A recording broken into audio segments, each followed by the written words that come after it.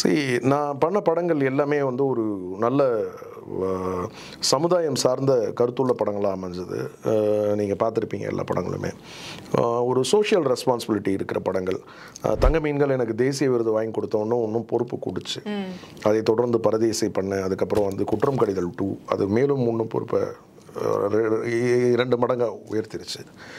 So ஒரு நல்ல நல்ல படங்கள் அமைஞ்சது. இதற்கு தான் ஆசைப்பட்ட பாலகுமாரா, நடுவில் கொஞ்சம் பக்கத்த காணும், தரமணி, புரியாத புதிர்.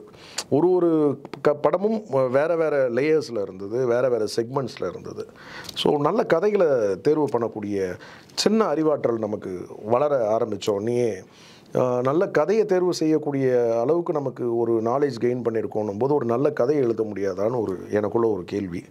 ஸோ அன்றாடம் தினசரி பத்திரிகைகளையும் ஊடகங்களையும் நம்ம பார்க்குற செய்திகள் பாதிக்கக்கூடிய மனசை வந்து ரொம்ப பாதிக்கக்கூடிய செய்திகள் இதெல்லாம் பார்த்துக்கிட்டே இருந்தோம்.